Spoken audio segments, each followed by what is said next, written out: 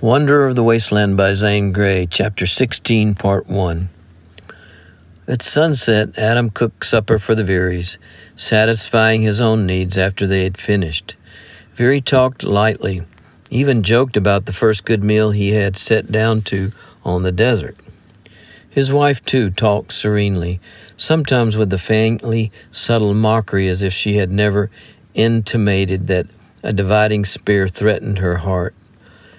That was their way to hide the truth and emotion when they willed, but Adam was silent.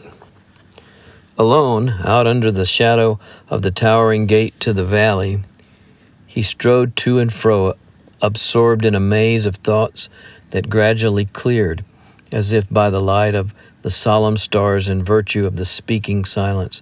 He had chanced upon the strangest and most fatal situation in all his desert years. Yes, but was it by chance? Straight as an arrow he had come across the barrens to meet a wonderful woman who was going to love him, and a despicable man whom he was going to kill. That seemed the fatality which rang in his ears, shone in the accusing stars, hid in the heavy shadows. It was a matter of feeling. His intelligence could not grasp it. Had he been in Death Valley 4 days or 4 months? Was he walking in his sleep, victim of a nightmare? The desert faithful always answered him. This was nothing but the flux and reflux of human passion, contending tides between man and a woman, the littleness, the curse, the terror, and yet the joy of life. Death Valley yawned at his feet, changeless and shadowy, awful in its locked solemnity of solitude, its voicelessness, its desolation that had been desolation in past ages. He could doubt nothing there. His thoughts seemed almost above human error. A spirit spoke for him.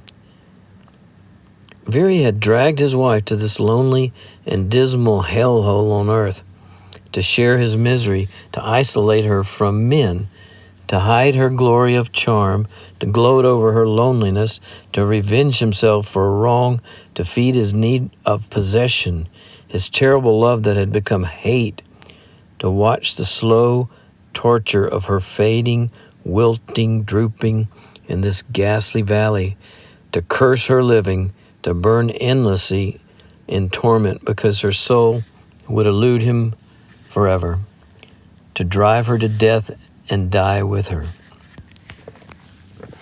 Death Valley seemed a harmonious setting for this tragedy and a fitting grave for its actors. The worst in nature calling to the darkest in mankind. What a pity. Veery could not divine his littleness, that he had been a crawling maggot in the peopled ulcer of the world. That in the great spaces where the sun beat down was a fiery cleansing. But Magdalene Veery was a riddle beyond solving. Nevertheless, Adam pondered every thought that would stay before his consciousness. Any woman was a riddle. Did not the image of Margarita Arrhenius flash up before him? That dusky-eyed, mindless, soulless little animal, victim of nature born in her? Adam's thought halted with the seeming sacrilege of associating Magdalene Veery with memory of the Mexican girl. This Veery woman had complexity. She had mind, passion, nobility, soul. What had she done to earn her husband's hate?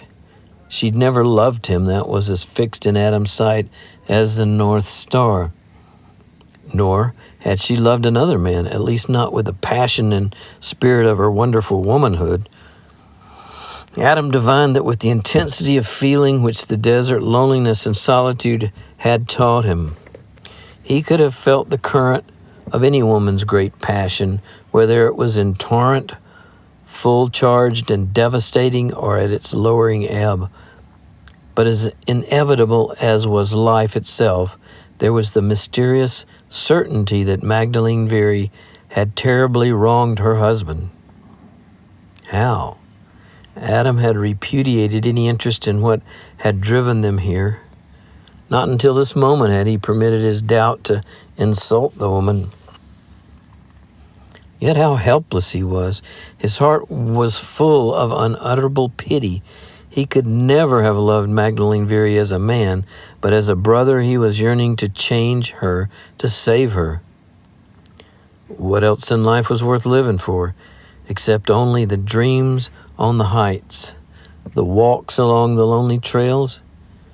By his own agony, he had a strange affinity for everyone in trouble, especially a woman, and how terribly he saw the tragedy of Magdalene Veary. And it was not only her death that he saw.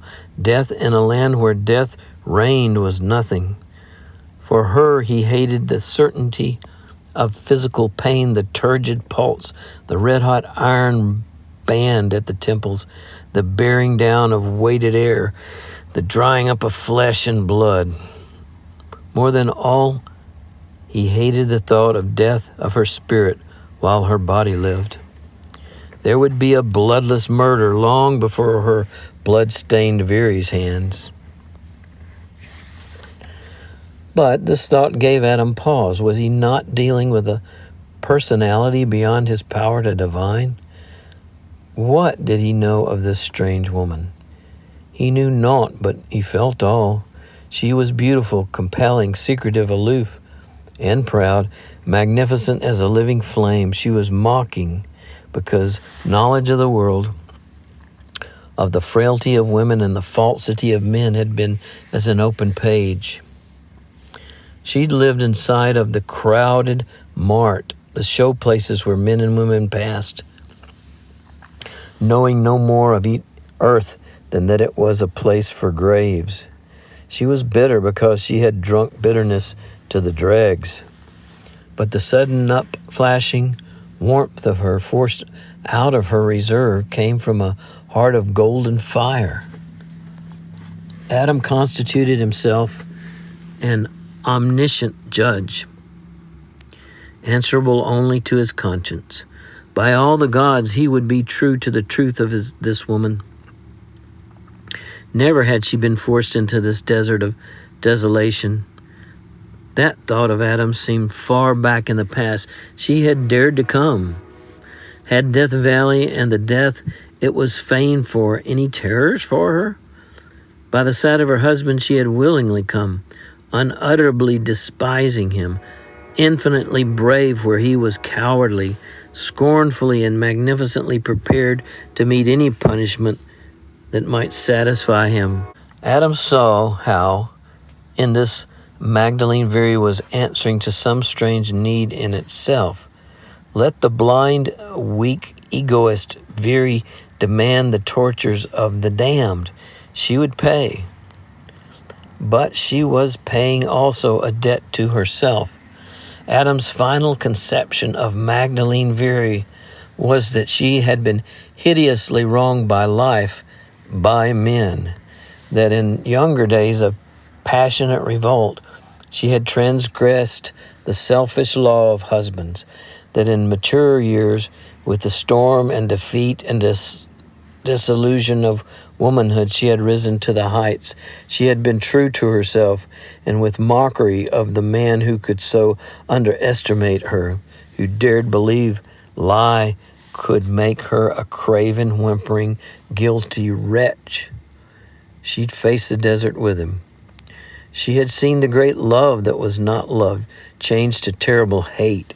She had divined the hidden motives. She let him revel in his hellish secret joy.